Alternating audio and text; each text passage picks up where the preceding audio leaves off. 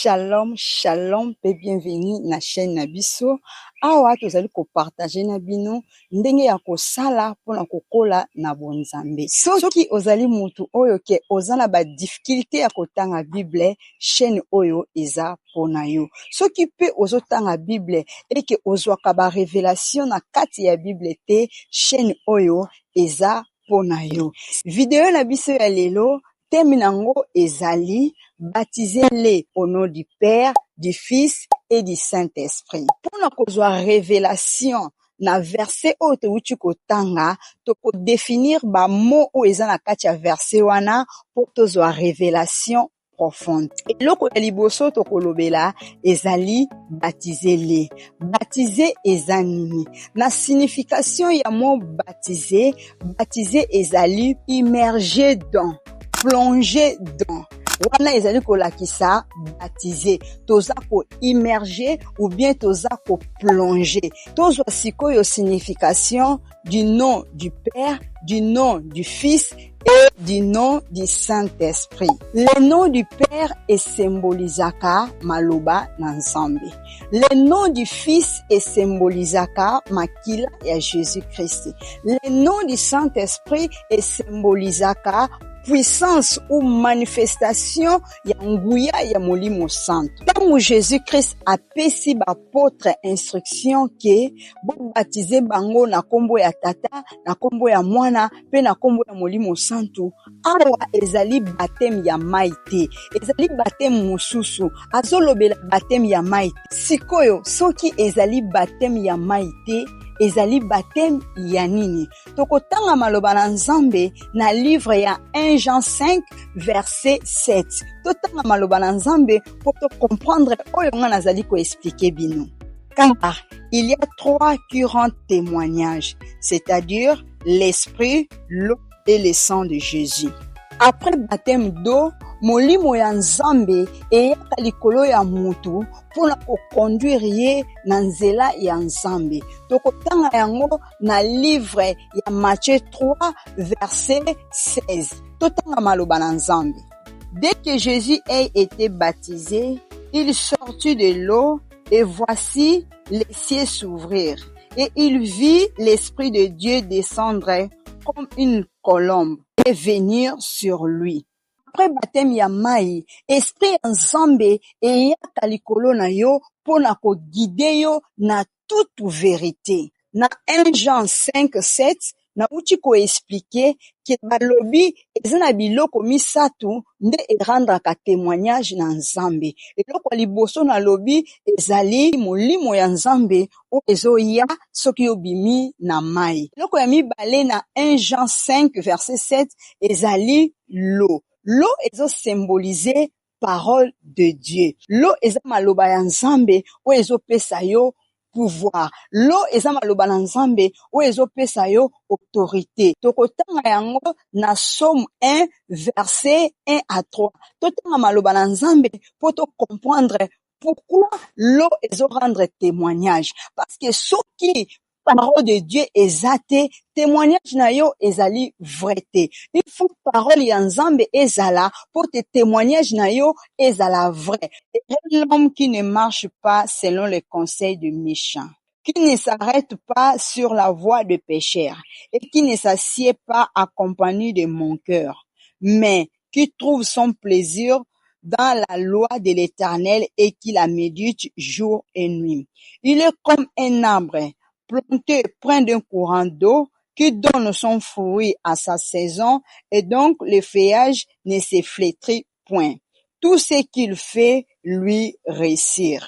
Na verset oyo towuti kotanga, maloba na Nzambe ezoloba ke esengo na mutu oyo atambolaka na batu ya lokuta te, atambolaka na batu ya lisumu te, akangamaka na batu oyo basemokaka na batu te, mais esengo na mutu oyo azotanga maloba na Nzambe, aza lokola arbre oyo baplante pembeni ya mai. Na saison oyo esengeli ke mbuma ebota, ekobota mbuma parce que azali planter na place ya mai. Mwana na nzambe nyonso, il faut azala planter na maloba ya nzambe. Na verset ya Somme oyo 1 verset 3, maloba na nzambe ezoloba ke pona yo o réussir na vie, il faut ozala na parole de Dieu. Na expliquer esprit, na expliquer l'eau, sikoyo nazali ko expliquer makila ya Jésus-Christ. Totanga yango na livre ya Matthieu 6 verset 27. Il prit ensuite une coupe et après avoir rendu grâce, il a l'air donna en disant, buvez-en tous, car ceci est mon sang, le sang de la nouvelle alliance qui est répandu pour plusieurs.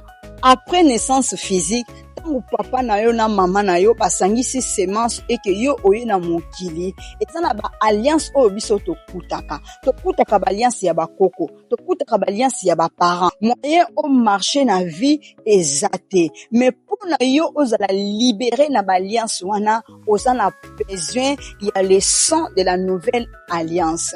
Lelo tozomona bana na nzambe ebele soki bazo sambela, nazo kata, nazo ko anile ba alliance nyonso, oba papa nanga basala, oba koko nanga basala, nake ko anile, nake ko longola, nake ko sala boye. Eza malamu, eza mabete, mais il faut oyeba ke alliance wana eza anile na ngonga nini. Alliance wana ya para na yo eza susu na effete na tangu nini. Le sang de Jésus eza alliance oyo zo sala na nzambe.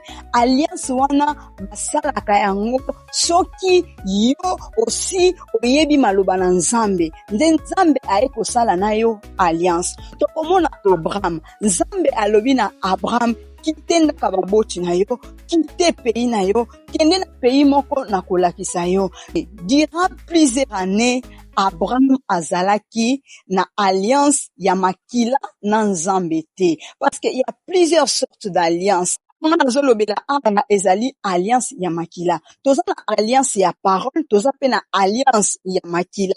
Alliance ya makila eyaka après tango nzambe azomona yo ke oza intègre na makambo na yo, oza sanctifié na vie na yo, nde nzambe ekosala na yo alliance na makila. Alliance ya makila ezalaka te dès que yo accepter Jésus-Christ comme Seigneur et Sauveur, et alliance ya makila eye mbala moko. Alliance ya makila eyaka après la parole de Dieu. Il faut comprendre que na lobi il y a plusieurs alliances tokoki kosala na nzambe, mais alliance onga nazolobela awa ezali alliance ya makila. Tozomona pe ba disciple ya Jésus-Christ azalaki na bango pendant 3 ans, et pendant ces 3 ans là atikalaki kosala na bango alliance te, mais tango akomi na suka nde aye kosala na bango alliance oyo ezali alliance ya makila.